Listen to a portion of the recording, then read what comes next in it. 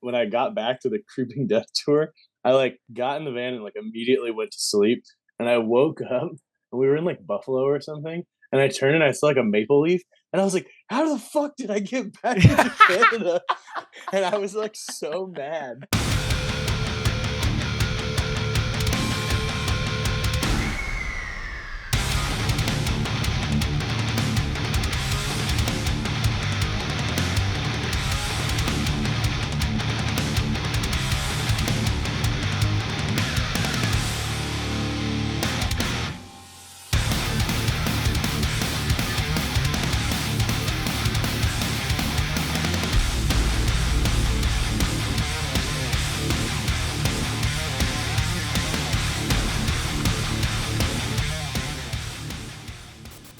Thank you so much, everyone, for tuning in. This is another episode of the Scoped Exposure podcast.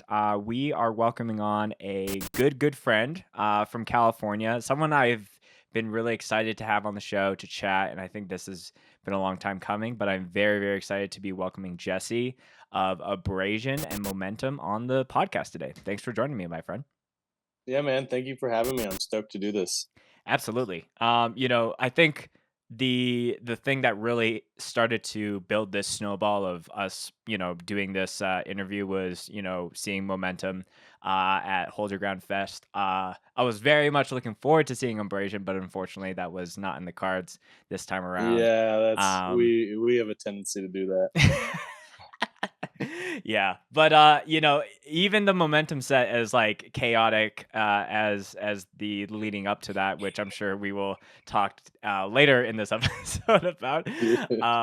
But yeah, I think I think Jesse and I have had like tons of mutuals over the last couple of years, and just seeing Abrasion start and some of the stuff you're doing with recording with bands, I think it was just like a no-brainer to invite you on the show. So I'm very stoked to have you and stoked to chat. Dude, yeah, like I said, super stoked to do this. Stoked to talk Mhm. about God knows what, everything. I do have to mention, I respect and admire that Ozzy Osbourne shirt. It's Oh, very thanks. loud and proud. It's a bootleg, and Oh, but I okay. love it so much. I got it at a super I work for that Creeping Death band, and we just did that tour, and they did this huge metal fest. Like it was like the weirdest. It was in the middle of Ohio. There was no phone service for like an hour outside like the area. Like it was Oh. like I don't know. I'm from Southern California, so we don't have like like there's like rednecky areas. Mhm. Sorry if that term offends anyone, but there's no like you're out like 4 hours away from civilization, like people that have like met like less than 100 people in their lifetime, Right. like areas, like so like it was cool, but it was like a huge culture shock for me. But Hmm. yeah, we did that fest, and there was this guy that like drove like a box truck full of bootlegs up from Mexico and was selling them for like this is only $20. I couldn't Damn. believe it. Yeah. Shirts are Yeah. like $40 these days. Like I I couldn't almost I believe I almost was think it's actually cooler spending that it's 20. like a bootleg from Mexico versus like Yeah. some American running a Ozzy Osbourne bootleg Instagram account, Dude, yeah, it was cool. He was like a crust punk guy. I talked to him for a second. He was selling weed too. Like, he was like he was crazy. Yeah, just offering it Yeah. all. Well, Yeah. Jesse, before we get into the music chats, obviously we have to check some bevs before we get into the episode. So it's tradition for the guests to go first. Have to All be right. polite. So tell me what you got beverage wise All for the right. chat today. I got two because I know that beverages are an important point of conversation on this show. Mm-hmm. So I got the sparkling yerb. Nice. Show it. This The one's really cranberry hard to pomegranate, find, good and flavor. dude, it's really hard to find where I live. So I found it at the store the other day, and I was like, I'm gonna get that for the podcast. I never find that one. And then I got classic Red Bull because I'm so addicted to Red Bull. I drink it every day. Mm-hmm. So I had to exhibit my addiction, my problem Yeah, that I have. that's a lot of caffeine in two drinks.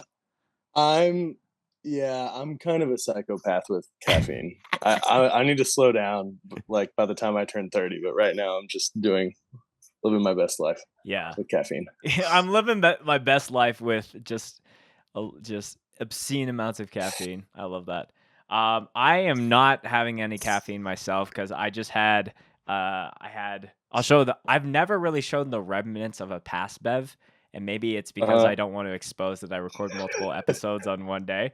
But I had a. This is the empty Calypso that I had just before jumping on here. Oh, shit. And this shit has like 56 grams of sugar in it. So I'm like, I can't have anything like super crazy. So I'm just drinking a grapefruit LaCroix. Oh, dude, that's the best LaCroix. I That agree. the grapefruit is awesome. My girlfriend actually made me drink a limoncello recently, and I always thought that sounded gross. Hmm. It's like a cookie and like a sparkling water just sounded horrible. Hmm. But it's really good. If you haven't tried it, Is I would it? It's like recommend it. a It's not yellow, black, and white can, and you have to shake it, or am I thinking of something no, else? no, it's just a regular yellow can. But it's Oh, not the lemon. It's the limoncello. It's like a lemon cookie. I didn't even know what limoncello was. okay. I'm a basic bitch. Um, but my girlfriend explained to me what it was, Sure. and yeah, it's not like an everyday thing, but it's really good. It almost tastes like a dessert, Mm. but it's better than you'd think it would be because I thought a cookie in a sparkling water sounded awful, but I was wrung. Next, they're gonna be putting a brownie in I in know. a Red Bull or something. I they probably would. Jesse's like, I drink it. I would try it. I mean, I feel like that's definitely something Canada would do before the US. Why would you say that? Because you guys have crazy drinks. Like all the like gas station shit that you guys have is crazy. I mean, You guys have the we best candy, the best milk we do chocolate, we do probably on have the planet. we do have the best candy, that's for sure. Yeah, like I don't know. Whoever's out there wants to rip a brownie bowl, you send me a test pack. You Um, guys did what was it? Coke, Red Bull, or no, oh yeah, coffee there's cola? yeah, Coffee coffee. cola. You guys were the first ones to do the coffee cola thing, and they like I just never started. tried that honestly. It's weird. I don't like hate it. I, I don't hate it, but it's like strange. I also don't like espresso tonic Yeah. like that. Like espresso like orange juice and like all that. Like I respect it and I get that people like it, but I've tried it and it's not for me. No, I have some friends that stand by that. I've never tried it myself, so I won't knock it until I try it. But I did It's weird. see someone who did like a pour over coffee, but they put an orange slice in between the coffee filter and the cup. And I like That that sounds idea. good because I it's like like the that. essence. Yes, Yeah, it's it's the not like essence. a It's not a flavor. straight up Minute Maid mixed with Yeah, espresso. and I love orange juice, but like that's just it's weird. Yeah. I don't know. The other thing I was gonna say about those calypsos is yeah, they have so much sugar in them. They literally give me a headache. I don't even know how you drank an entire one. Yeah. Well, I don't know. I've been on a Calypso kick. There's something about They're drinking out of good. a straight up like glass bottle. Feels Um, like soapy. yes, very much so. Well, I'm old enough to remember what that is. well, speaking of bevs that we do back, Jesse, cheers to you, my friend. You too. I was like, I have to wait for you to crack this open, but I really want it right now. Yeah. No, on the podcast I did before, I straight up had a drink before I even cheers the guy, and I was like, I hope that's not bad luck for the rest of this interview, and it wasn't, so that's good.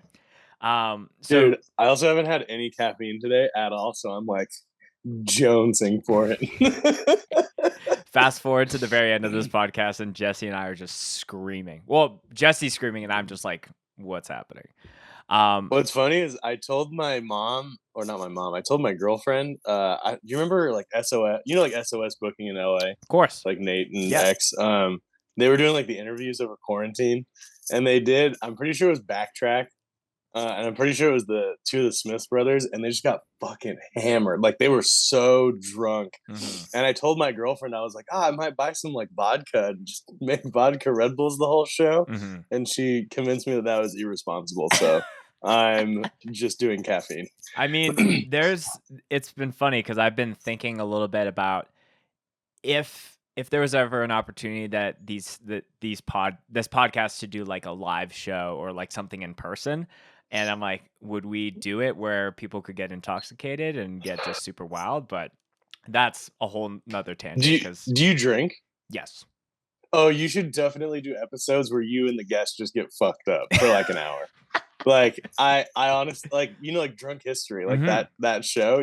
There's an appeal there. I think. Well, I think, do you know the band Ballista from Texas? Yeah, I mean, S I don't like know them personally, but I'm Yeah, aware of the so band. members of that band used to have a podcast called Six Deep, and it was Okay, a friends that would the whole premise of the show is drinking 6 beers, and the episode doesn't end until everyone's drank 6 beers. that's not that bad. Like that seems. I mean, also that I realize I sound like an alcoholic saying that a six pack isn't that bad, but like that's like I've seen people drink like 30 beers. Right, right. That Well, seems semi tame. coming soon to Jesse, 30 Deep. Yeah, I want to do the first episode of that. Yeah. Well, Jesse, I'm really excited to have you on. The chats so far. If the Bev chats go past 10 minutes, I know it will be a good episode. I always like to get a bit of context about everyone who comes on the show about how they got into hardcore, how they got into punk, DIY, however you want to spin it. So take me like way back in time to like the origin of that for you. My hardcore origin story. Yes, sir. Um, so I grew up in church. I went to church like 3 or 4 times a week until I was like 15 when my mom stopped Wait. making Three me or four go. times a week? Yes, sir. See, Sunday I come morning. from a Christian household, and I felt like it was overbearing to go to church once a week on a Sunday. Oh man, once I would have made it to 18. Um, but yeah, it was Sunday morning, Sunday night, Wednesday night, and then they had like prayer service on Oh, okay. Friday nights. And yeah, they'd just go and So pray. it's all And there was the like extracurriculars of church, essentially. yeah, like they'd go and pray and they would play what I now know is just ambient music, like in the background. Like They would at the play time, lo-fi I was hip like, hop wow, before lo-fi hip hop existed. basically, dude, like at the time I was like, wow, these omniscient tones are profound. And like and now I'm like, that's literally ambient music. Yeah, It's, that's so funny. um but yeah, so but it was like they did shows and it was a very like you're like my age or a little older, right? I'm 29. Okay, yeah. So I'm 27. We're like Yeah. not far off. So you remember when like Christian hardcore was like kind of cool? Like there were like bands that were hard. I know it Hmm. sounds weird now, but there were like hard Christian bands that would like whoop your ass. Yes. Like so I grew up like 20 minutes away from the town that Face Down Records is based in. Oh, okay. So like when I was like I kind of hate saying this because it sounds like people who are like, oh yeah, bro, I was listening to Irate when I was like 5 years old. But like when I was like 7, 8 years old, like I liked No Innocent Victim and like Seven Star and like that stuff because I had like a Face Down Records sampler. Hmm. Um, so I kind of started with that stuff, and then I found like Under Oath Hmm. and Norma Jean and the Solid State bands. And then I liked the Tight Pants stuff for a long time. Um, and I mean, I still did up until pretty recently. Uh, but yeah, that turned into like deathcore and like the Devil Wears Prada, who I will still defend as a good band to this day. Um, and then one of my friends asked if I liked hardcore, and he was like, and I was like, yeah, like I love hardcore. And he was like, "Oh, like what bands?" And I was like, "Oh, like Of Mice and Men and The Devil Wears Prada."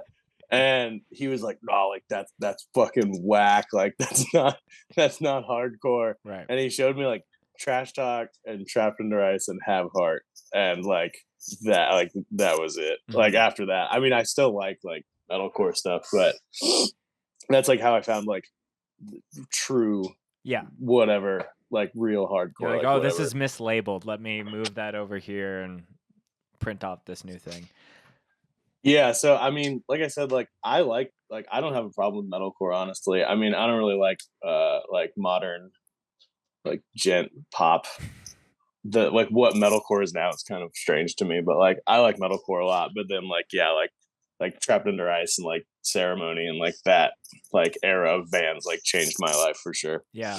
It's wild that like you were so close to like the breeding ground essentially of all the face down bands. Because like I totally agree. It was very much the same for me, where it's like I was listening to Under Oath, Demon Hunter, fucking Haste the Day. Dude, Demon Um, Hunter's good.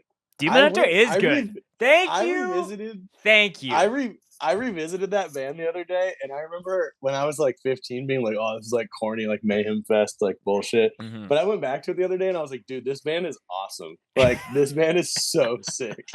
Honestly, Yeah, it it was just a time and place that was just so, because you did have like quote unquote straight up hardcore bands within that realm of face down and solid state, like Advent and Venya was like a band that I yeah, was really I fucking love with. Venya. That band was Yeah, awesome. yeah, like man, that the blue Did you like Take It album Back? cover.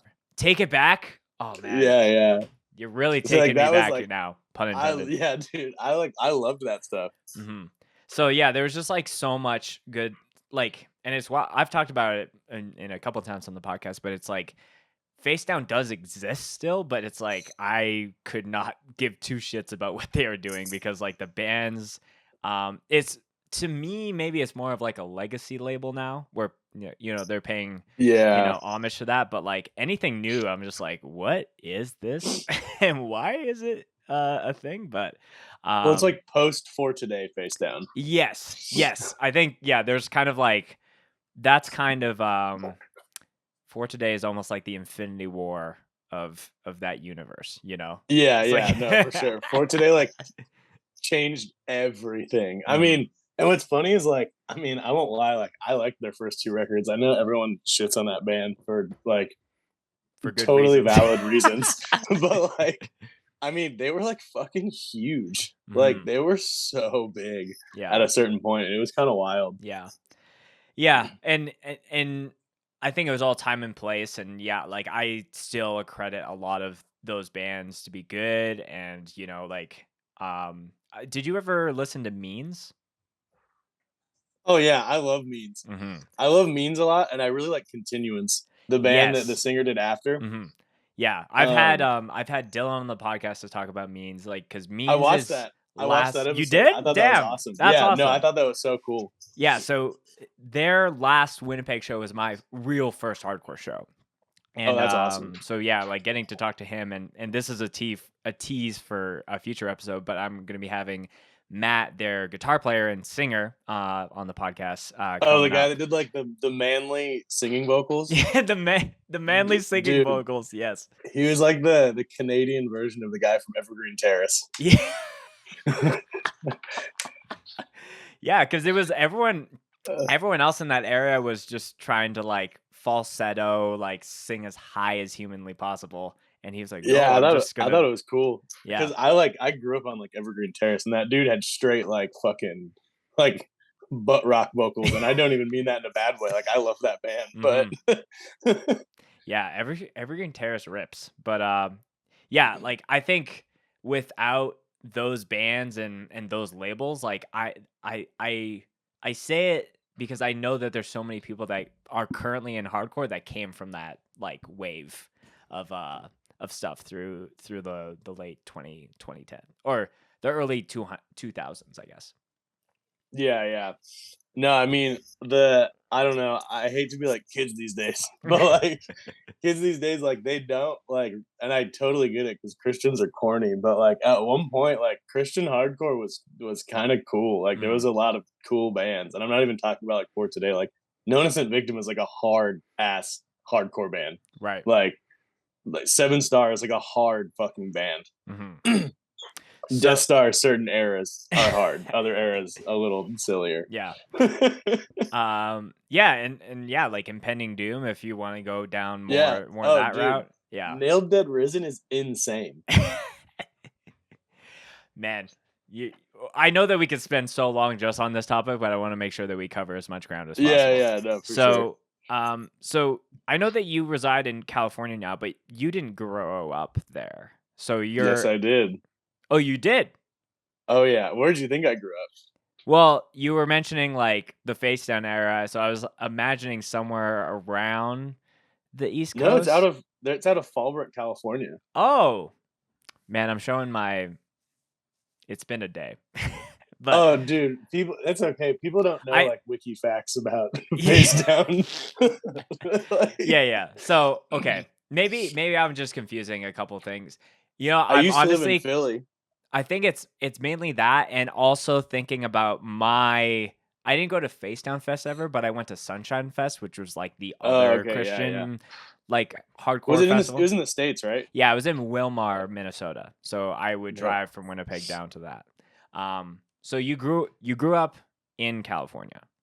I grew up in Escondido, California. Well, I grew up in San Marcos, California, which is like a town that you literally do not know what it is if you're not from San Diego, but Mhm. they're like northern suburbs of San Diego. Okay. Um, and I live in the Inland Empire in Lake Elsinore Mhm. now, which I basically did because all my bands are kind of based in LA now, and it's only like an hour to LA, but Mhm. the rent is like half what I would pay in LA because it's like uh, people call it the Kentucky of California, Okay. which is fine by me. I don't leave my house a lot, so I don't have to deal with the like.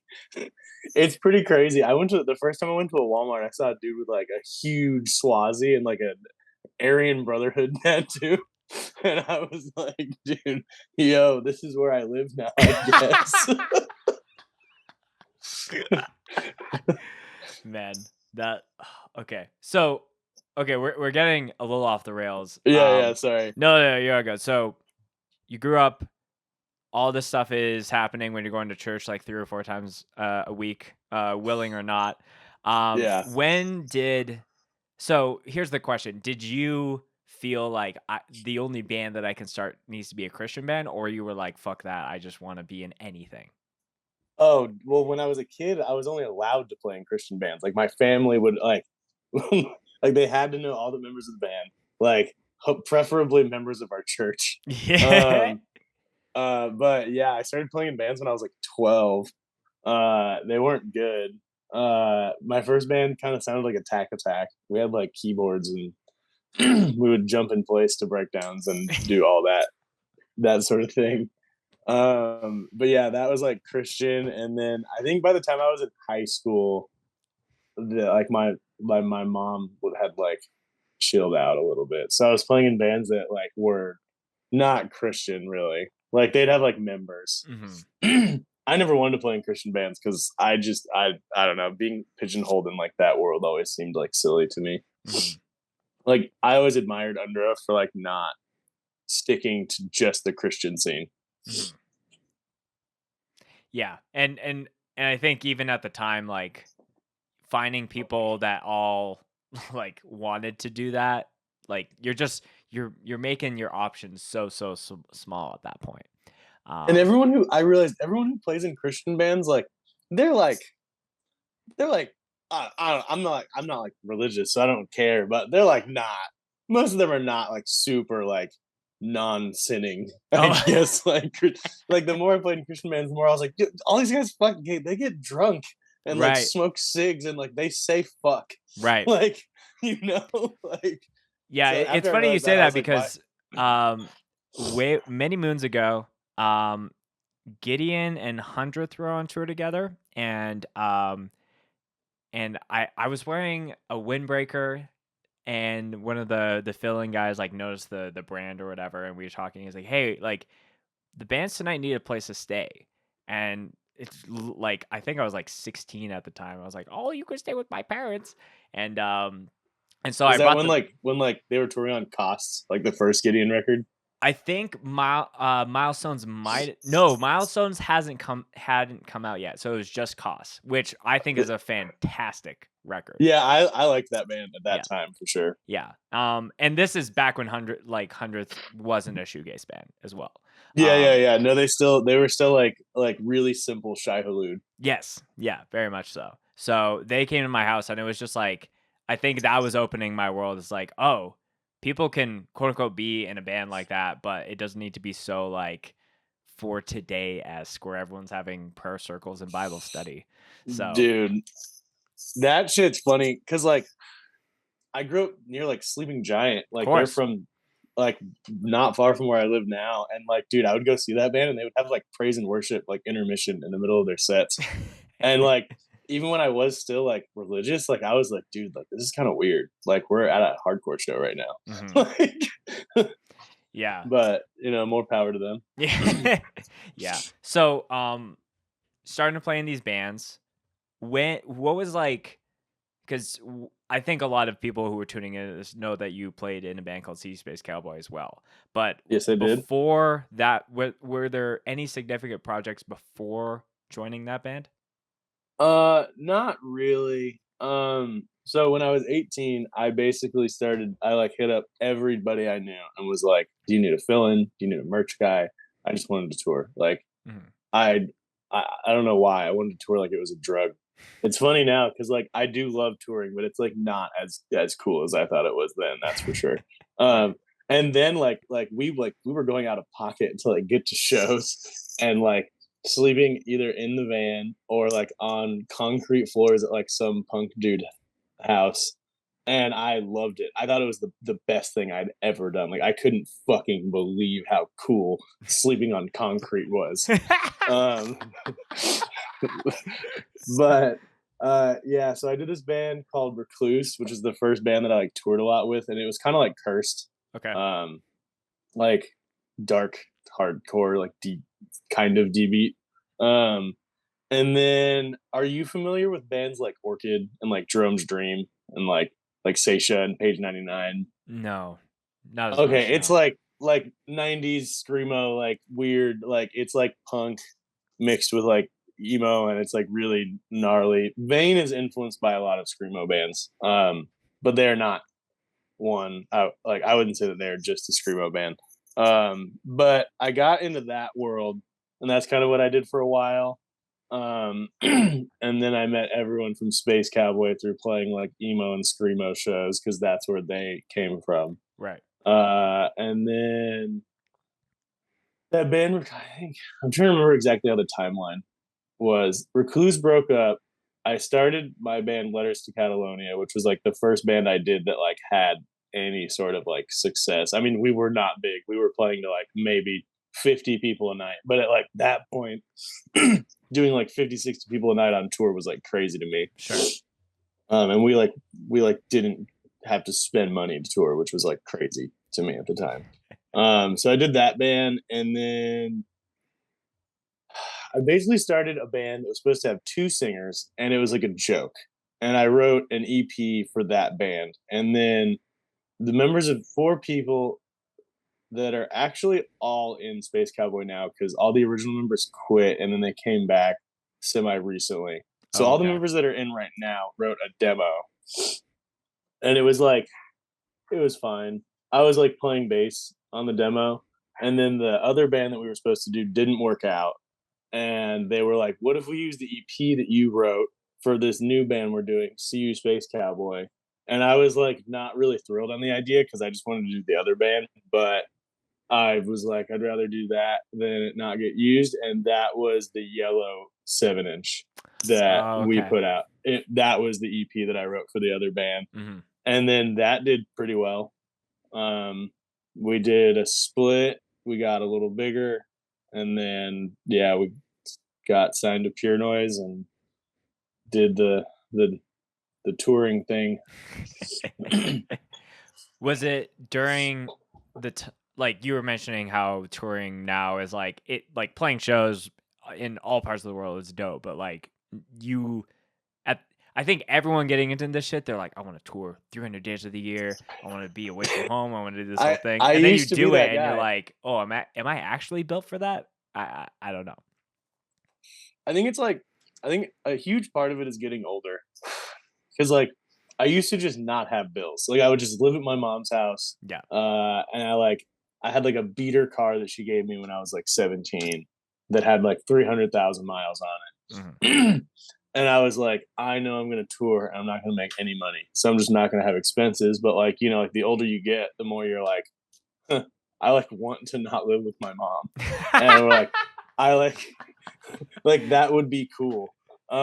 having like a car that doesn't break down every 3 months like would be cool. Mhm. So, like I went out and I like got a car, and now it's just like touring's sick, but I feel like I'm at a point in life where like I actually like do make decent money either at home or like working for other bands on tour, Mhm. that like when I go out with my own bands now, like I love playing shows, but I think uh, if 18-year-old heard me say this now, I would like beat myself up, uh, my current self up. But like, yeah, like going on tour and like it jeopardizing like rent is like not cool. like, you know, Right. like so I don't know. And it's not that I'll ever stop touring, but I definitely like all the bands that I'm in now. Like I think we do it really smart Mhm. because everybody in the band's like in their late 30s or not late 30s, late 20s. And we were all just kind of like, yeah, if we come home with $0, then like my girlfriend's gonna leave me. like, Right. like, Yeah. And also getting to an understanding where it's like the goal, if anything, is just to break even. We're not like yeah, I'm trying not trying to. to get rich off of playing music. I just want to like have a bed and a Yeah. home.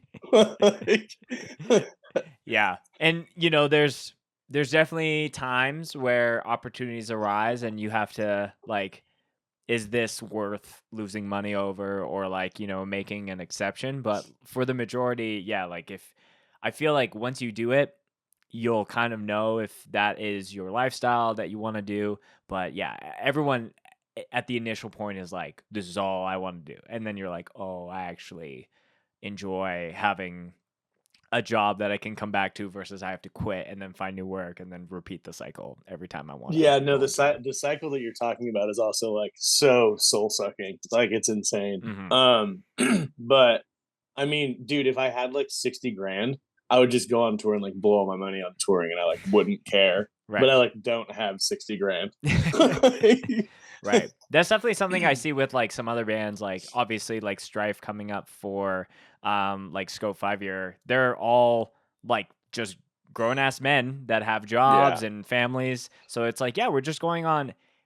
I think you get to an age where it's just like it's just vacation and you're just Oh adding yeah. playing a show to it. Abrasion's drummer used to be in Strive, and he literally told me that, like, yeah, when they play shows, like, it's literally like family vacation time. Right. Like, not that they bring their families, but like, they're just like, they get a nice ass hotel. Right. They don't care about like getting a paycheck. Like, they're literally just having a good time. Yeah. And at the same token, your band doesn't need to be as big as Strife to be able to do that. Like Yeah. we went on tour with a band this summer called Shallow End. They're I would say they're all like kind of a generation above us. So I would say somewhere in the neighborhood from I'm the oldest in the band, in my band, but I would say they're at least 5 to 10 years older than us. How old's So Wolfgang? Wolfgang's like 24, Is 25. he that young? Yeah, he's a Oh, that's baby. crazy. I didn't know that. I mean, he's not that much younger than me, but I'm always used to being the young one. So when people are Mhm. younger than me, I'm like, damn, like that dude's young. Yeah.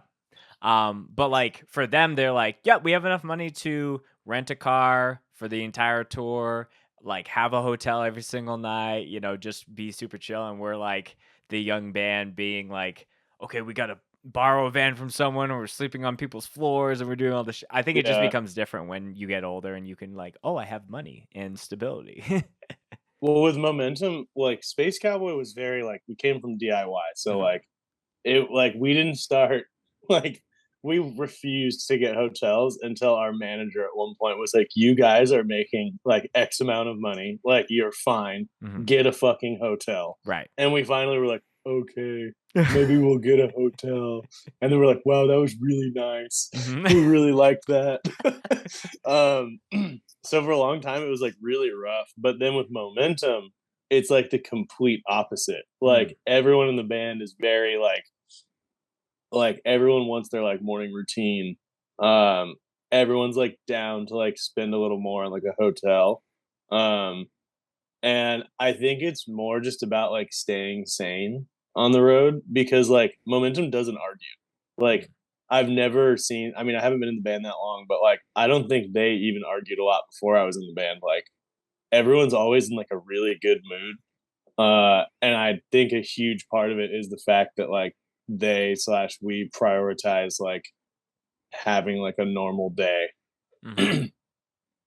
Because touring is like it's the coolest thing in the entire world, but it'll also make you fucking crazy.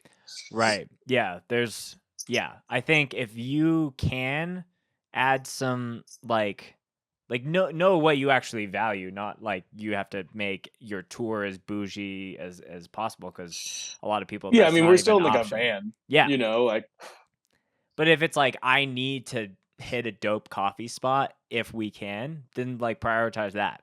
Um oh, like we almost probably every other day, even if it's at like a diner in the middle of nowhere, like, we like sit down and like have a meal together, which mhm, is crazy because like every other band I've ever been in like doesn't do that. It's just like rush, rush, rush, mm. all the time, and it's pretty cool, man. I'm a big fan of it. Yeah, I like that. Just be like, no, let's take our, let's plan and then have time to sit down and have a meal. Versus just like hit a drive through and fucking rush to the next thing. But just to make sure that we finish the loop on the CU Space Cowboy stuff. Um, Oh yeah. what because that definitely a band from afar, just like seeing you in the band, you did a lot of shows, had a lot of cool opportunities. What do you think is like the one biggest thing that you took away from being in that project that has like helped you with what you're doing these days? I feel like this is a super generic answer, but it's just the truth. Like the friends that I made through being in that band, like whether it's like friends or like connections or like whatever, like the people that I met in that band are now like through being in that band are like all the people I hang out with now. Mm, Like I wasn't like I always liked hardcore, but I was never really part of like a hardcore scene. Like I said, I was more in like the DIY world. So like Space Cowboy toured with Famakara, and like everyone in that band has been like a really good friend of mine like since then. And like through meeting them, I met like everyone in LA. They're like my friends now. So, but like none of that would have happened without Space Cowboy. mm. And like I said, I feel like that's a super generic answer, but like it's the truth. I think Totally. like the friends that I made in like through being in that band is like 100% the coolest and like biggest thing I can take away from it. Right. So we're gonna fast forward a little bit here. So you leave Space Cowboy. Um, I think you were like kind of just filling in for Momentum, if I'm correct on that at the time. For like 2 or 3 months, yeah. Yeah, yeah. But you're in the band now. Yeah. We Yeah. just haven't taken a promo picture because it's like the most impossible thing to get us all in the same city at the same time. Except for when we have to play a show, which we seem like we can do that just fine. Right. So in the midst of that, the whisperings and the eventual drop of Abrasion kicks off, which I am very excited about because, just to hear something that was such a just a different departure for what you were writing for Space Cowboy, and just something that was like hard and metallic, and to see like, you know, becoming friends with Angel through Dare and then seeing him do vocals in that band but a totally different style was very, very cool. So can you tell me the initial idea of Abrasion and how that came to be? Okay, so well, Abrasion, I quit Space Cowboy, and I already had two of the songs on the demo written when I was still in Space Cowboy. Right.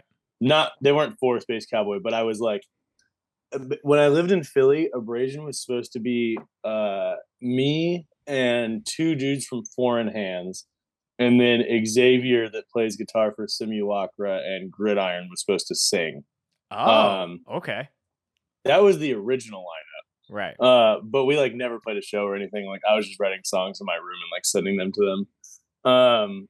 But then I like moved back to California, and I'm trying to think.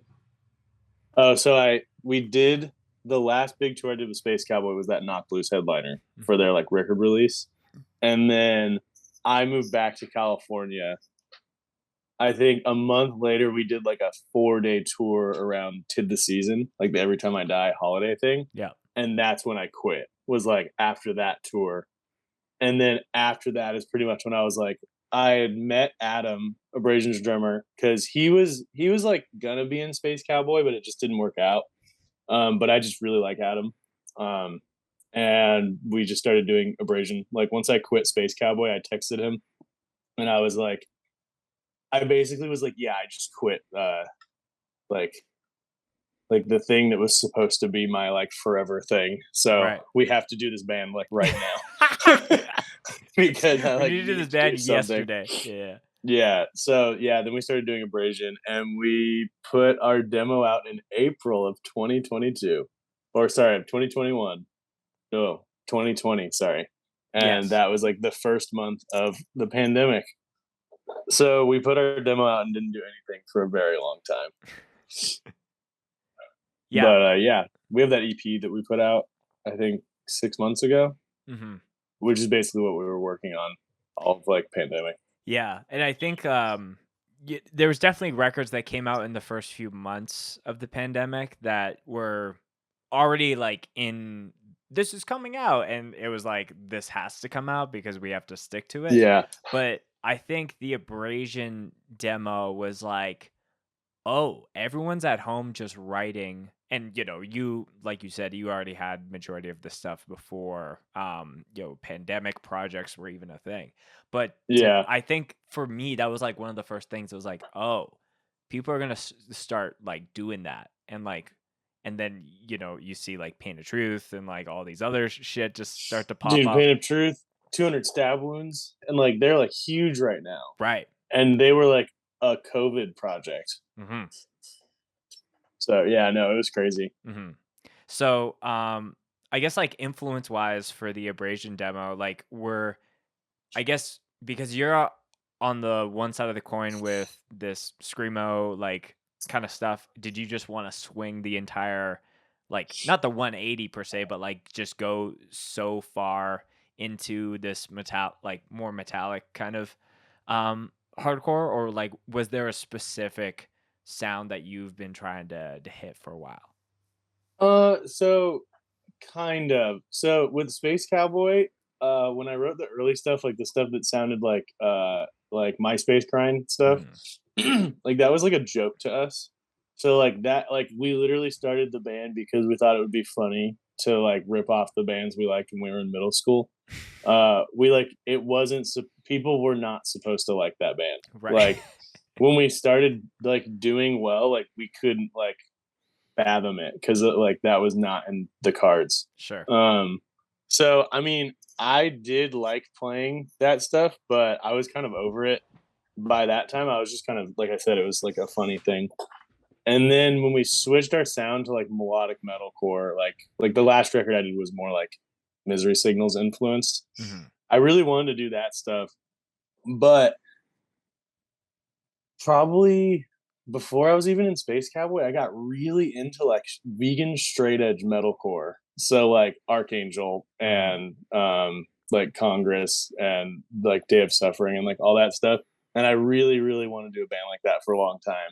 And like that's the Abrasion demo. It was me just wanting to like rip off Reprisal. And I was listening to like a lot of Marauder at the time, so I Mhm. feel like a lot of Marauder like made its way in. But the idea was to be a not straight edge, not vegan straight edge metalcore band. Well, we were all vegan. None of us are vegan now. But when we started the band, we were all vegan. Yeah. I guess the thing with vegan bands is that there's with straight edge bands, usually there's X's within the name. With vegan bands, Yeah. you can if you decide not to do that anymore, it's not like, okay, we have to change the band name or like What's funny deliberately is take out letters. we didn't even stop being a vegan band because anyone broke. We stopped because Xavier from Vamakara and a lot of other bands joined the band at one point and he wasn't vegan. Oh, okay. So that was really the only reason it happened. But then all of us that were vegan ended up betraying our convictions. Got you. So you dropped the demo very early into the unknown of like when you could play shows. Um, you know, I guess the second EP comes out like pretty recently, like as far as It like was the time we're probably recording this probably now. 8 months ago now, I Yeah. guess. Okay, yeah. So yeah, it's coming up on a year, but like was that cuz like again, you're in Momentum, you're doing other things like were you did it take the wind out of your sails to drop a demo as early in the pandemic off of like or were you like we'll play shows when we can? I mean, it's kind of both. Like, we were trying to be optimistic about it, but like a year and a half into like no shows, I was like, like what's the point of even doing this, man? Right. Um, but yeah, no, we wrote all those songs when it was still like pandemic or whatever, and then we recorded it like almost 2 years before it came out, Mhm. because that was when vinyl was super backed up. I'm sure you remember. Right. So that stuff was done for a long time before I was ever in Momentum. Mm. Um, by the time I like joined Momentum, like that stuff was like a year and a half old already. Mhm. So yeah, I guess. But at the same time, I was kind of like already like, this is done and I can do Momentum. And the biggest reason I did join Momentum is because Dare got really busy. So even when shows did come back, it was kind of like, I don't think Abrasion's going to be like an all the time thing anyway. Right. Yeah, cuz Kraken number two. Kraken number 2, love that. Yeah, that's the thing where it's like it's cool to have side projects with people who are in other bands, but you know, there's things like there's a band like Stepping Stone from Regina that shares members in pretty much every other Regina band. If Stepping Stone is out on tour, like nothing's happening in Regina Yeah, for yeah, shows. yeah. Yeah. Or everyone else is learning the set to like fill in. Yeah, very yeah. So I guess like since the time we're recording this now, like Abrasion has played how many shows? I think we played two 2? shows, Okay. 2 or 3 maybe.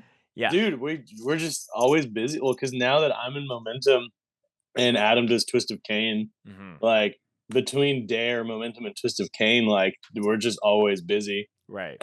But we're leaving for tour, our first tour ever in 2 weeks. Right. Yeah, with Big Boy and Extinguish. Extinguish. Yeah. Yeah. So I'm stoked for that. I hope people like us. We've only played LA, so we do all right there. Yeah. It's funny that you've only played LA and then you would have gone full opposite side of the country to play Hold Your Ground, but again, that I didn't know. happen. I was so stoked, man. Honestly, I was like, how fucking insane is that? Like, we've played 2 local shows and we're gonna play an international show. Like, that's fucking insane. Yeah. Yeah. Yeah, but yeah, that's awesome. Like, where are you going on your tour? Because I'm gonna try my best to drop this episode like right during the time that it's happening, at the very least. But yeah, anything that you're looking forward to or any specific spots? Well, so the first 4 days, I'll be playing 2 sets. No, the first 3 days, I'll be playing no. The first 2 days, I'll be playing 2 sets. Then the 3rd and the 4th day, I'll be playing 3 sets. Uh, because I'm filling in for that Pull Your Card bands from LA. Oh, okay. Yeah, yeah. So they're doing, like, the first 3 days. So, and then Momentum's doing the 3rd day and the 4th day. So for those days, I'm just gonna be fucked. This But that's just going to Wild West Fest, like the sure. Salt Lake City thing. Yeah. But yeah, I'm looking forward to that. And then we're going up to Seattle, and I'm a big Seattle fan. Um, I'm a big fan of the PNW. Mhm. I wish we were doing Vancouver, honestly. I think when we were booking the tour, it was still kind of like shot getting into Canada. But dude, I just went in and out of your country like 9 times in 1 week, and I had no. I was really shocked by the last one. Hold Your Ground. When I left the country, I really thought they were going to be like, dude, you've been here like 6 times in like 10 days.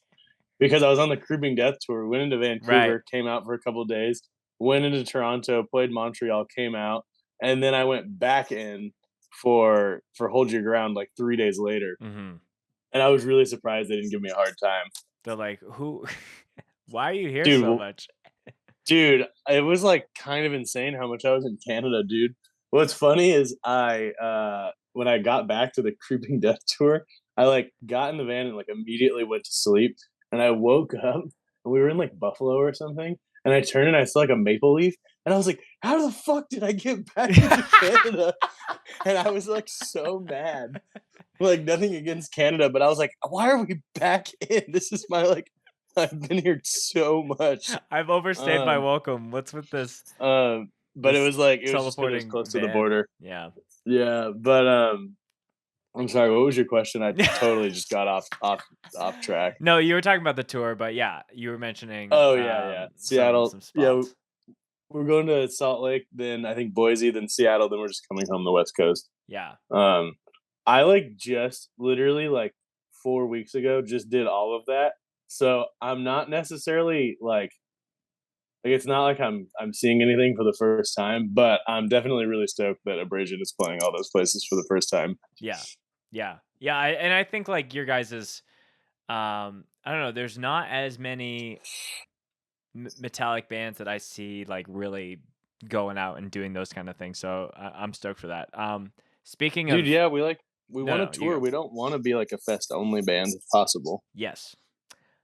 Speaking of getting in and out of Canada, can we talk about momentum and getting to Hold Your Ground Fest? Because You want the story? yeah, because okay, so there was like bits and pieces that you guys shared on, before you played, and it was obvious like there was some physical Yeah, we like had a issues as well, handicapped, a literal handicapped disabled guitar player. and just talking to all of y'all like before you played, I was like, We were just miserable, huh? Everyone yeah, in the band was just miserable.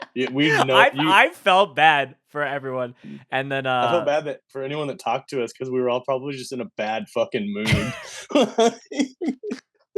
I think the mood was as it is what it is as possible. At least talking with you and Jordan. I think what was the other You're probably thing? gonna get the most positive response out of us too. Yeah, I will say that the two of us are probably gonna be the most um, roll with the punches. right. So, anyways, for all the people that maybe weren't at Hold Your Ground or just hearing this for the first time, uh, give me the lowdown as far as momentum going for Hold Your Ground Fest and what Okay, transpired.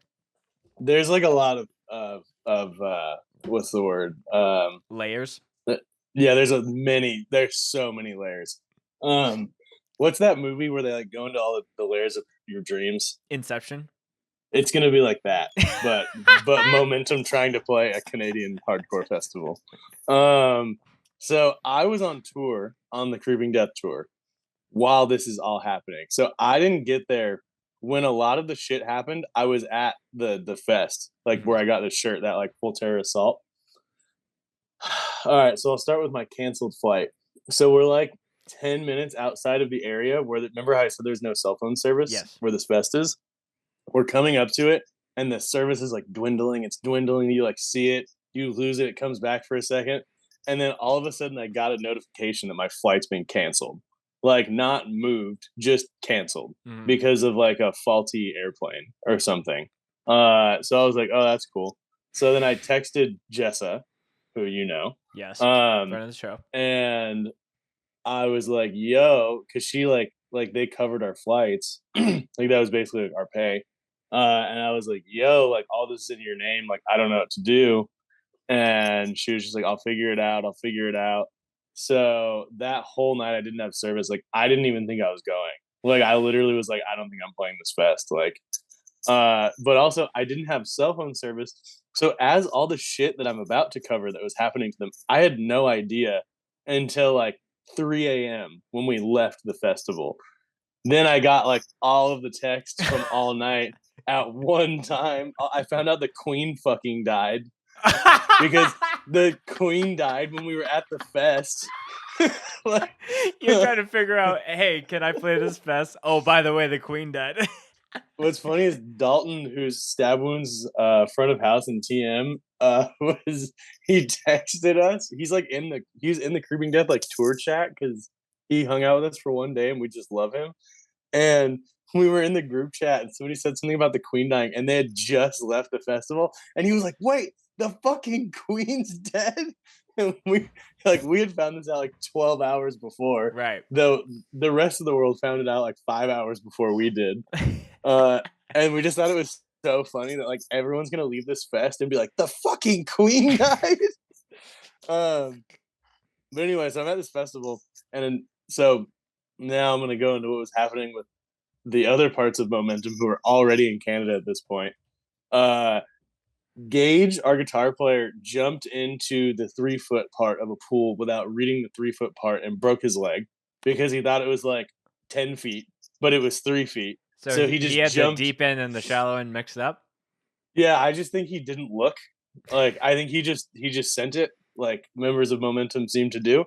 Um and he just jumped feet first and like straight up snapped his knee.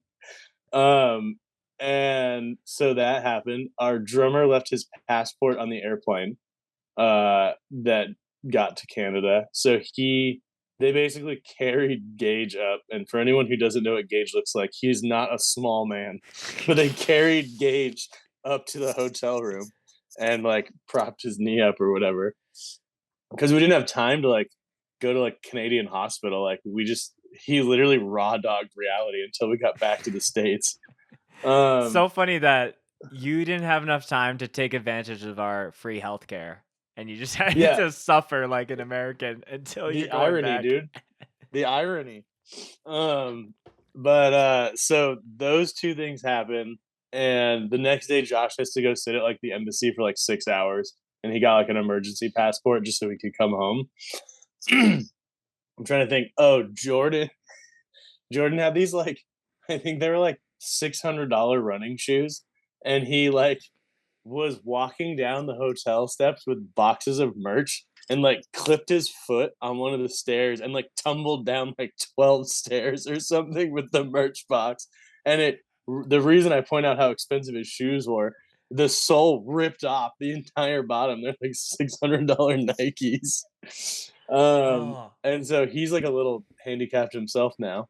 So the Well, when next he told morning, me I broke my shoe, that's the bad thing that happened to me. I thought like he stepped on, not tumbling down no, he stairs like with he merch got fucked bits. up.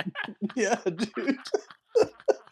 That's like, Um, I'm like, that doesn't sound like that sucks for your shoe, but like to know that there was a worser incident. This Something feels bad happened to everyone. this feels like those sitcom episodes where it's like Yeah, everyone, like the episode starts and it's like everyone's in like a bad situation, and then it's like yeah. Jesse's story, and then it goes through that, Jordan's story, and then it goes Oh through yeah, that. no, for Yeah. sure. It like having to tell people this story over and over and over again that weekend. Everyone said the same thing. They're like, I feel like this is a fucking movie. Like, what's wrong with your band? But so yeah, so I get up in the morning. I have a new flight. It's just like later in the day, Mhm, which kind of sucked because I didn't get there till like 6 p.m. and we mhm. played at like 8, which is like enough time. But I like had hoped to like get there early and like have a mellow day before playing. But I basically got there, figured out where my base was. Oh, excuse me. Had like a beer and then like played. Um, I had one of those really bad German beers that they were serving. They were I don't know if you tried one, but they're Oh, like because it was like German a house beer. yeah. I totally It was so bad. It was like awful, dude. Also, the poutine that they served was like not real poutine because it was just shredded cheese, but it was like the best gravy I've ever had in my life. Okay, so Um, the Hansa House, thumbs down on the beer, thumbs up on the gravy, on the fake poutine, yeah. on the fake poutine. Um, I'm not even from your country, and I was like, "Where the fuck's the cheese curds? Yeah. What the fuck is this?"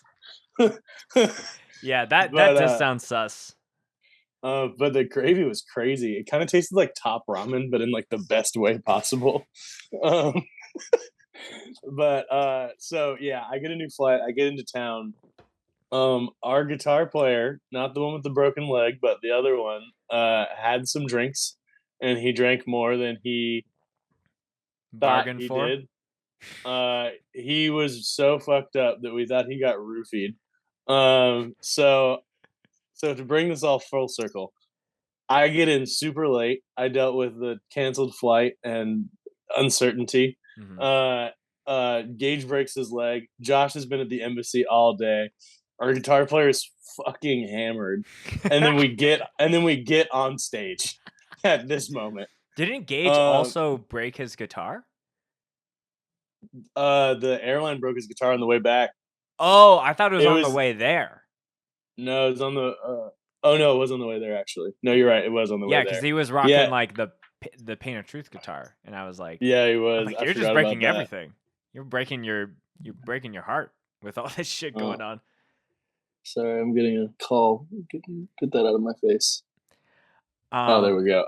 Um, yeah, are you really? it was like either this will be either this will be like a train wreck just because there's so much shit going on, or all this negative vibes will be turned into like a very violent, crazy pit. Dude, And I felt it well, was the latter.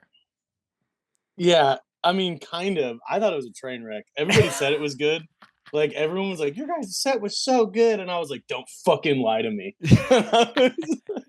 But yeah, through the chaos, I guess we played. Also, Gage does all the backup vocals.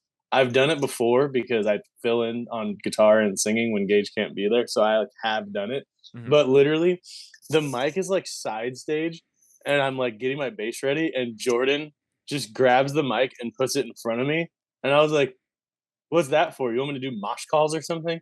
And he was like, "Oh no, you can do Gage's parts, right?" And I was like, "Oh fuck me." And then like 60 seconds later, we're playing.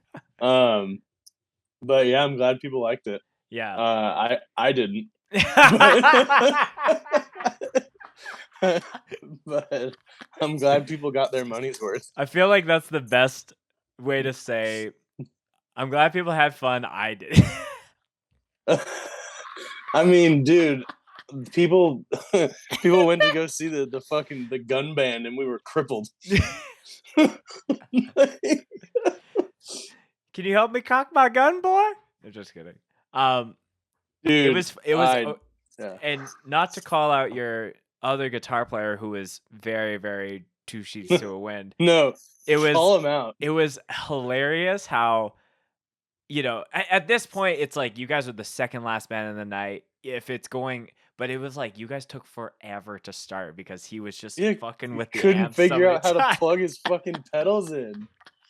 And it like Dude. I seeing, Adam, shout out Adam, from Cold Shoulder and help book Hold Your Gun Fest get on stage, and he Oh was yeah, like, yeah. "These guys need to fucking start." And we were like, dude, I literally don't know what to tell you. I, Like, go fucking figure his shit out for him then. Because we were all oh, so mad at him that we weren't helping him.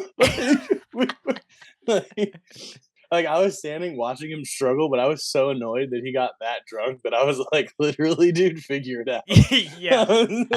out.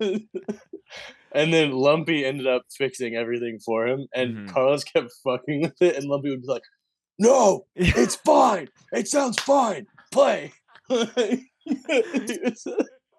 Oh Dude, man, that's so funny. Oh, uh, yeah. And then the next day was fun too. I'm glad we hung out the next day. hmm. Um, Having the hotel across the field from the venue was like the coolest lodging situation I've ever had. Yeah.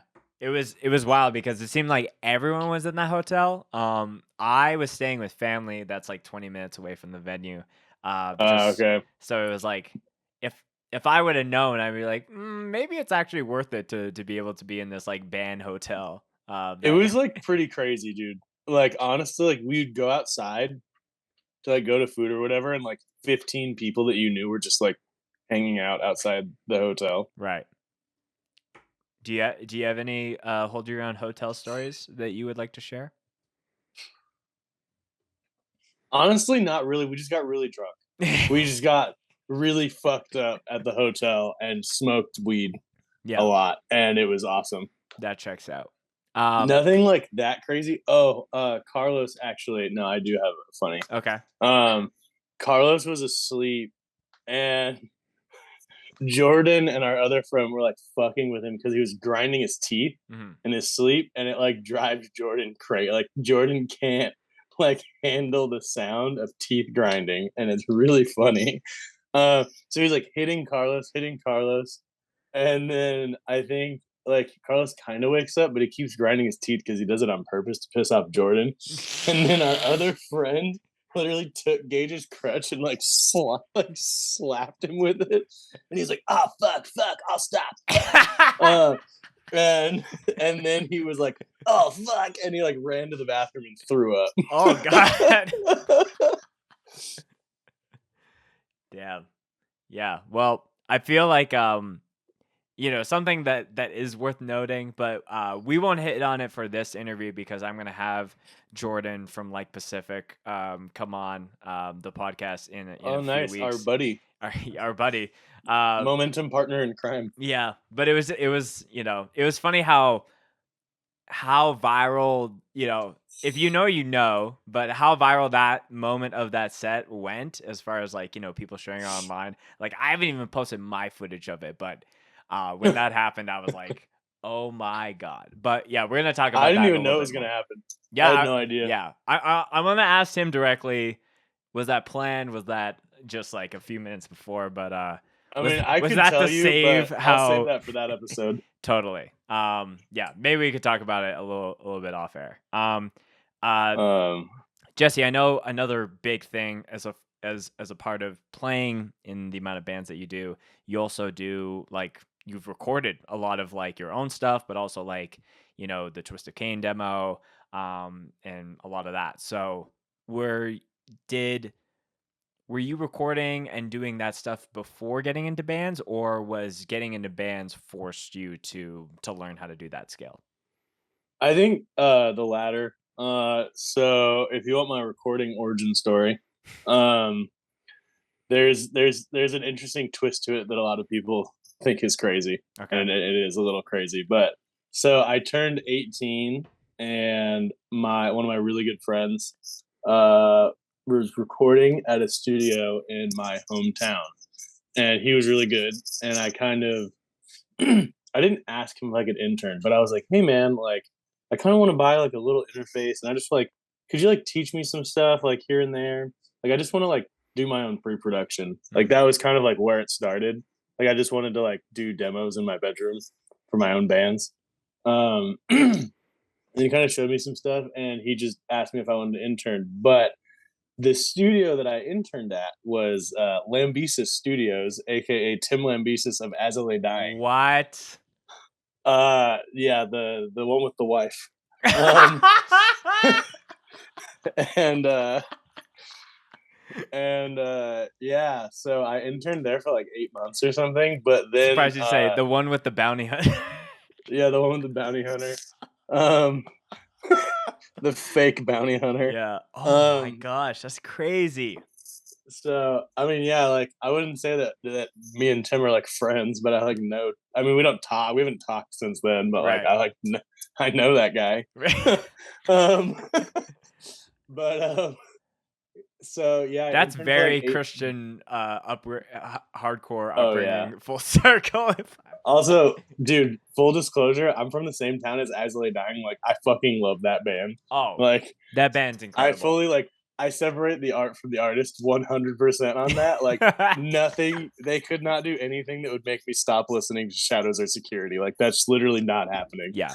Um, but so I interned for like the whole thing was probably like 8 months, but 6 months in, we were recording a band, and the like control room was pretty big, and I'm sitting in one of the seats because I'm not like doing any like work at this moment, and I'm just sitting on my phone.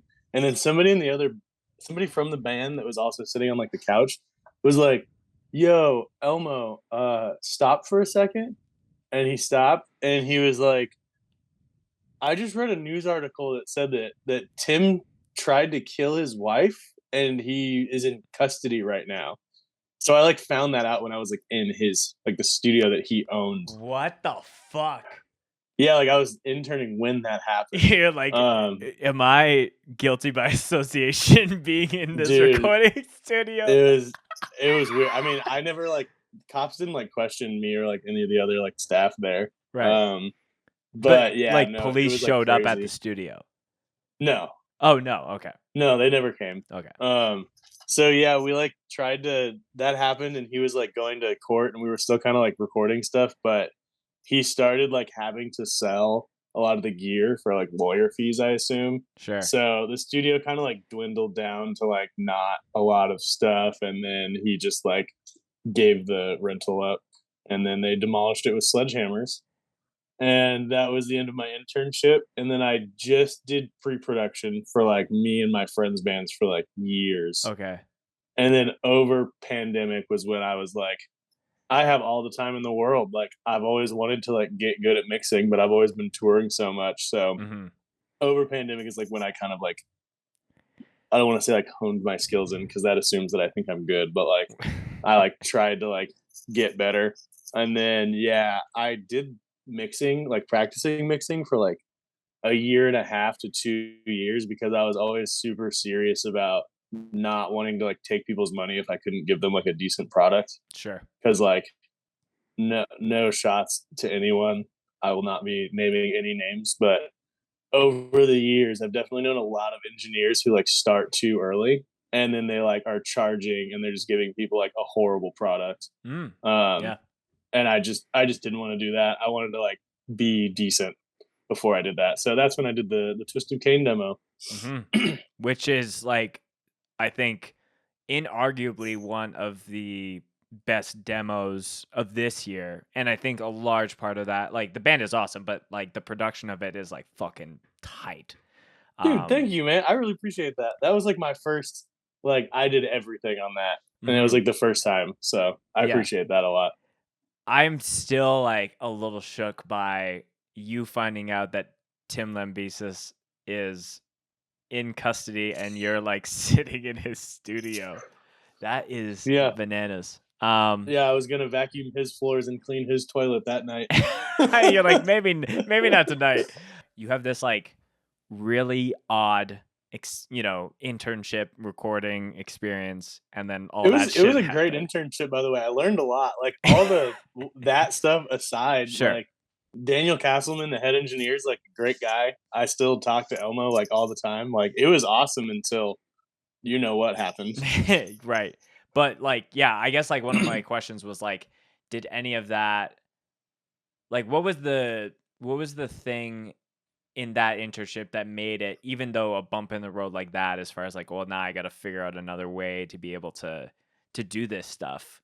Um, like, did that feel like a bump in the road, or it was just like, oh, that's just not an option anymore. I'm just gonna go over here and do this. Kinda. I mean, the guy I interned under basically was like, even though you didn't finish necessarily, he was like, I mean, if you like want a job anywhere, like I'll send like a recommendation saying that you like completed your internship or whatever. Hmm. So not really. The main thing was that um the main thing was that after I finished, my own bands wanted to start touring, and I was like, I can either save every dollar I make and buy gear for the studio, because I'm sure you know that shit is so expensive, and I'm now that I'm recording bands, I realize more than ever that shit is expensive. Yes. But I was like, I can save every dollar I make and like work full time and like hopefully have a studio in like 10 years. Hmm. Or I can tour Yeah. because I know I'm gonna spend all my money touring. So I chose tour. But like I said, I would just do pre-production for my friends' bands at home. Hmm. But yeah, that was the main reason I didn't like jump head first into it like right after. I was also like young. I was like 19 and I was like, I can't tour when I'm 40. I don't want to. I know I can, but I don't really want to tour when I'm 40. So I Right. I want to do it now. Yeah. At 40, I want to be recording the bands that are wanting to be hungry and go out on tour. Yeah, I want the young kids to think I'm cool and want me to do Yeah. their records. What in your experience with mixing and doing all of that, like, what do you think is the thing that you wanted to really ensure with your mixes? And that could either be like a stylistic thing or like an EQ thing. Because there's definitely in a lot of earlier bands for me, we would make the mistake of going to record with someone that didn't have a heavy music background. So they were trying to Yeah. make heavy music, and then they're like, something's just not sitting right here. And like one of my very good friends, his name is Brent. He was just the guy to record with when it came to hardcore because he just got it. Everything sounded like in like there was recording stuff that was like in your face, and then stuff that just didn't really hit as hard. So Yeah. what's like a focus of yours, or like a something that you really like? This is the most important to me to really like sell it on the mixing side. I feel like this is gonna be another generic answer, but, like, I mean, I, like, love mixing and I love nerding out, and I know, like, how I hear, like, a guitar in my head or, like, a kick drum in my head, but, like, dude, at the end of the day, like, when I, like, turn the final in, like, I want it to sound like the band that I want it to sound the way that the band heard it in their head. Like, like you write songs and stuff, like, you when you play something on guitar, like, you hear everything in your head, like, Hmm. the mixed, right? Like, the way that you want it to sound, like, I just wanna get, like, close to that, and even if it doesn't sound like that, I want the band to be, like, stoked. Yeah. Because, like, as a musician, like, I've gotten a lot of bad mixes back, but when you get a really good mix back, like, you literally feel like God. Like, because 'cause you're hearing your music, Yeah. like, the exact way that you think it was intended to be, like, presented, I guess. Hmm. So, I personally, things that I aim for, like, I'm not super into, like, I'm not anti drum samples, but I don't wanna, like, have just fake drums for an entire record, like, stuff like that isn't really, like, my style. Hmm. Granted, if a band wanted me to do that, I would. Um, but I would say that I definitely lean more towards, like I don't wanna say dirty because that insinuates, like, bad recordings, but, like, I like Kurt Ballou a lot, you know? Hmm. Like, I think his stuff sounds awesome. I like when a band sounds like a band in a room. Yeah. So I guess that.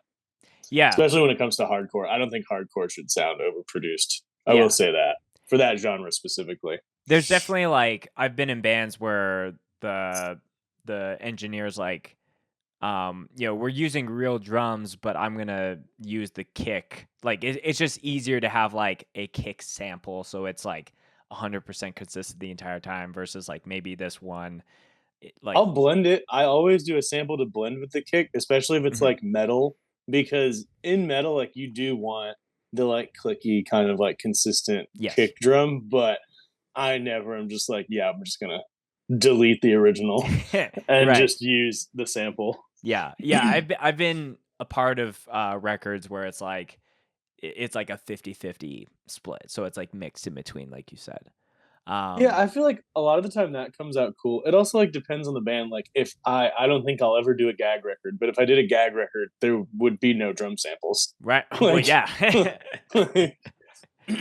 um, yeah. So at this point in time, like, where are you recording and doing the mixing of the bands that you're working with right now?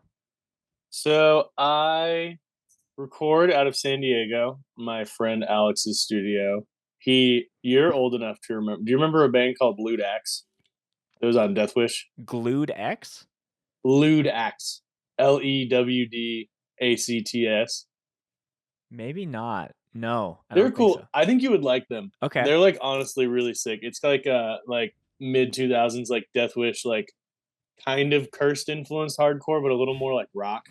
Okay. You remember like Hour of the Wolf? You remember Hmm. that band? Yes. They did a split with Hour of the Wolf. Oh, It's okay. like in the same like vein, I guess. But anyway, the guitar player from that band also comes from my hometown, and he owns that studio. Got you. But yeah, sorry, I realized that's a pointless fact. I really thought you were gonna know who that band was. No, sorry I let you down. No, it's okay. Check them out though. I They're will. like one of my favorite I will. bands ever. Mhm. But yeah, I record out of there, and then like I mix out of my room. I have some like treatment in my room, and I actually bought the old monitors from that studio. Like they upgraded, and I just bought the ones that they used to have there. Mhm. And like I can like track guitars in my room if I want, and like reamp later. But if the band can afford it, it's definitely a lot better to just track everything at the studio. Mhm. It's hardcore though, so I just try to be flexible Mhm. and because it's hardcore. Yeah. It's not bands with $10,000 budgets, and Right. I have to remind myself of that. Right. Yeah. Do you have any current like projects that you're working on that you can talk about? I'm sure there's probably a couple that you're like, I'm not allowed to actually speak of this band's name just yet, but Honestly, uh, I think they've kind of hinted at it. We're supposed to. I don't know if I can. When's this coming out? it would I would say mid to late October. Uh, you know what? If they get mad at me, they can get mad at me. I don't care. There Okay. should be new Twist of Cain Okay. in the next few months. I'm working on new Abrasion, which will be the first time that I record Abrasion because the EP was the guy that owns the studio that I work at. Oh, okay. Um, and now I'm going to be doing our stuff, so I'm really stoked to do that. And then I'm working on like a new band from LA, like a hardcore band. Kind of sounds like old soul, like the first Soul Search kind of stuff. Mhm. It's cool. It's just like hardcore. Yeah. Um, oh, and then I'm not gonna say what it is, but I'm supposed to be doing a collaborative thing with that Mongrel band, Okay. doing some interesting things with their old songs, reworking old songs in a cool way. That's all I'm gonna say. I don't know if it's gonna happen, but we've been talking about doing something really cool, so that might happen. Right. Okay. Yeah, that's a healthy amount of work right now. Yeah, I've been gone so much; it's kind of hard to get jobs, Yeah. but I just got to pick and choose. Yeah. What's like the 5 or 10-year ideal goal when it comes to, mixing and recording bands? Like you said, like there's there's an option of being able to save all your money and just have a dope ass studio, but that's sometimes you have to pick and choose. But yeah, what's your personal, because I'm also a fan of being able to document where you're at in your journey right now, that 5 years from now you have a dope ass studio. I can just clip this part of the podcast and send it to you as a Yeah, reminder. But yeah, like what's your end game with it? I'm like an extreme realist, like to a fault. So I'm gonna say in 5 years I won't have my own studio because I just don't see it happening that quickly unless I win the lottery. Hmm. Um 5 years from now, I would like to be like recording like if I was doing full length, because right now I'm kind of in like EP demo world, Hmm. like which is fine. But I'd like to be doing full lengths then. 10 years from now, I think for me it's more realistic to say I would love to just record bands for a living. Yeah. Like 10 years from now. I mean, even if it means I like can't tour with my own bands, like recording and mixing is like the coolest thing for me like ever. Like I like it more than I like playing in bands, Hmm. which is crazy because playing in bands used to be my like life's goal, was just to like play music. Um but yeah, no, I love recording bands. In Hmm. 10 years I hope that I can just make a living off of recording bands. Yeah.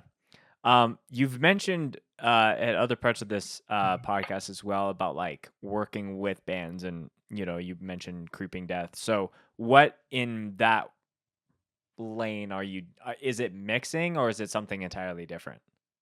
So Creeping Death is the only band that I'm like I would consider myself like employed by. Okay, Like if to my knowledge, like if they do something, I'm gonna be there. sure. But for them, I do merch and front of house. Oh, So okay. I do like the live mix and I do their monitor mix. Mm. 90% of the time. Every once in a while, a venue will have like a monitor guy, Hmm. but most of the time I do that. Yeah. Looking for more tours. Hire me. Yep. Yep. Plug your shit. um, but yeah, no, I love Creeping Death. If anyone who's watching this hasn't listened to Creeping Death, check that band out. Hmm. They're fucking awesome. Um, what's And they're the the best people. what's the biggest difference between mixing bands that are under a mic in a studio environment versus on the fly and doing it live? Okay. Like how much crossover is there, or is it like two totally different worlds? No, there's a lot of crossover. There's more than I thought. The biggest difference I think is that like mixing a record, like there is like a perfect all the time. Like there is like a like if you like if your ears, allow you to, like there is the possibility of getting it exactly to the perfect place. Mhm. And live, sometimes you get to venues that just have a shot system. So a lot of the times, like it is like the best with what you're working with, and I really think that's like the biggest difference. There's like having to learn like how to pick your battles, which is really hard for me because I'm a perfectionist. Mm. Um, but yeah, I think just learning how to pick your battles and just like learning just how to have like versatile ears Mm. because every room is different.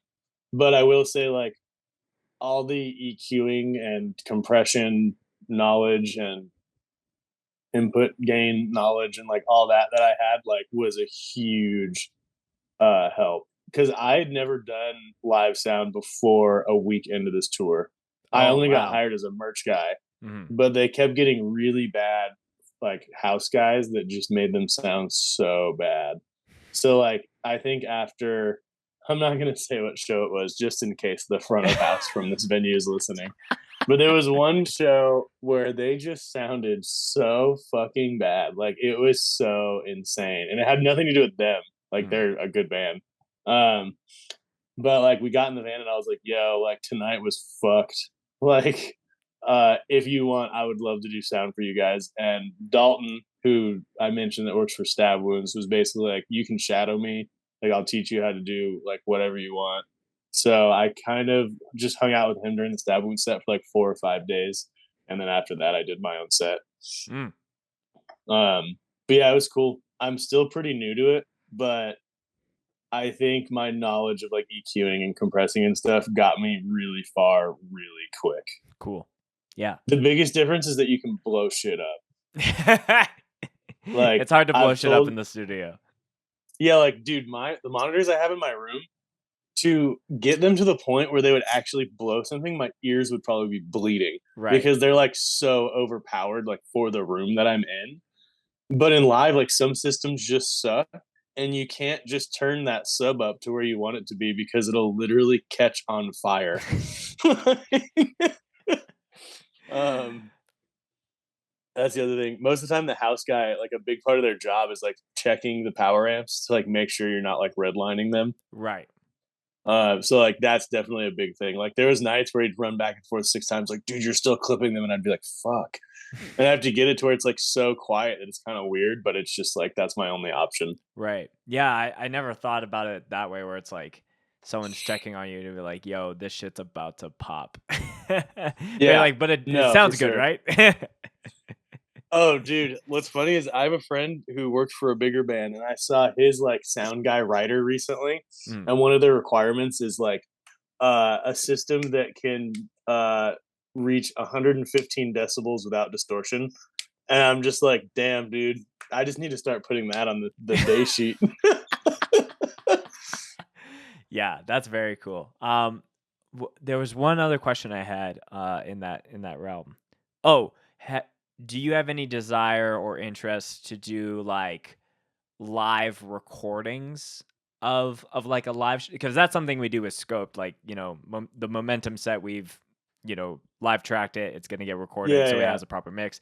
Have you ever thought about doing that, not necessarily for like I'm going to release it, but if a band was like, hey, we want to do a live concert, like a live version of this song for like a re-release or Uh, something? what's funny is that would be easy because if anything, that's like taking the live stuff back into my like the studio realm, which is where I'm most comfortable. Mhm. But I help Steven, like 197 Steven. I'll mix his like multi track sometimes Oh, okay. whenever he gets them. Mhm. That's like really how I started mixing was like Gotcha. helping him with stuff. Yeah. Uh, and the first few I did sound so bad. Like I don't even know how they sound so bad. But like I was saying before, I didn't want that to be someone's record. Right. Like that's why I kind of did something that like I mean, not to say that like Steven's live sets are like less important, but it's like less of a big deal if I like fuck The that record up. is, yeah, like a set is a set. Even if it's a set at a fest. But you know, when it's something that could go on wax, it should require just a little bit more care for sure. Yeah. So yeah, I would be into that. And like I said, I've done it before. I'm not usually the one hitting record. I'm usually the one like, yo, send me that drive link. Yeah. so I can get all the stems. But like I would do it. I mean, it's as easy as plugging my laptop into the like console, and it is like a thing where it automatically like brings your like assigned tracks in, and Yeah. then I just hit record. It's Mm, super easy. yeah. Well, I might have to hit you Who's up in the future do for you that. have?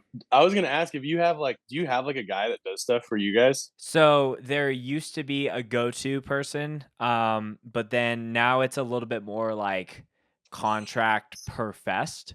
Sure. I'll shout out my friend Matt Dyer, and he's doing all the mixing of the headliners. So he'll be doing your guys' set, Oh, and cool. then Tommy Wood, who's another friend of mine, who he does a lot of like ghostwriting for Oh, bands. okay. But he's a phenomenal mixing and mastering person. So he's going to be doing anyone who doesn't have like a main logo on the Hold Your Ground poster. Oh, So okay. Yeah. that's something I'm trying to think about a little bit more. But like, I want to make sure everyone gets their fair share because I'm doing all this shit like just for the love of the game. But some people Yeah.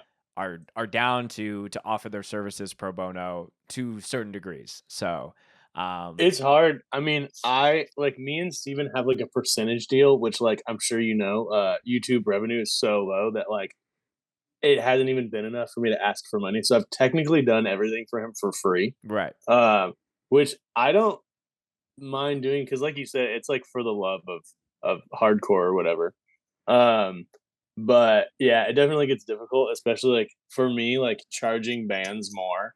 I feel like sometimes I'm like, well, if I charge this person, I should charge this person. Right. And I feel like it definitely gets a little dicey, Mhm.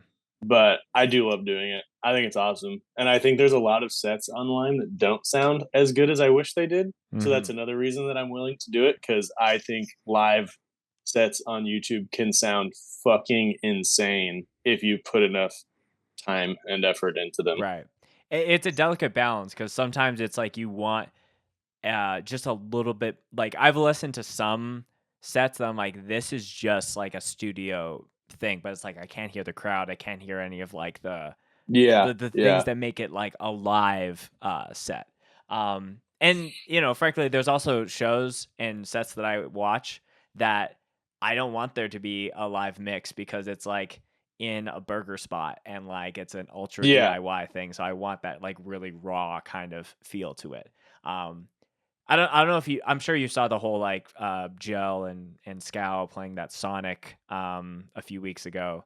Um I think I saw. I'm like honestly, I'm like not a social media person, so I kind of heard about it. Yeah, yeah. So Um, that's like one of those things where it's like I would be fine if it was just like even a cell phone recording, but like seeing that Hey 56 was there, I was like, oh, that's cool. And then he yeah, was like, oh, it's getting mixed and mastered like the tracks. I was like, well, that's a little over the top, but still cool. So yeah.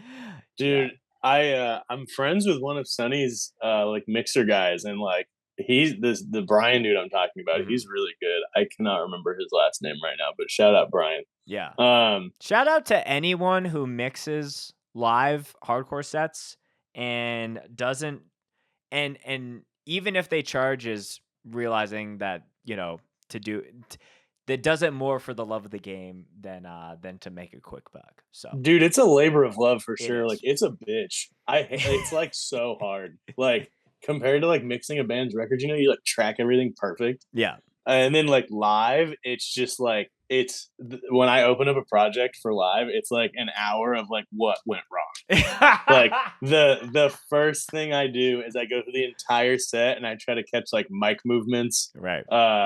like weird phasing stuff, Mhm. like dude's microphone broke and he had to like switch mics, like Right. stuff like that. Like it's a lot of like like how do I fix this train wreck? Right. It's also funny too because the live sets are a little bit more microscopic on like what's actually happening so you can really tell who's Dude, uh yeah. and I'm just thinking about it because we dropped the never ending game set from Hold Your Ground today and and their Twitter account posted a clip from it and they're like I think we need to work on this section and it's like I think it's at the end of going through some things where it's Uh-huh. like the harmonic like dee dee dee dee dee, and then like a bunch of the guys were trying to like sing it, and it was like so off key wise.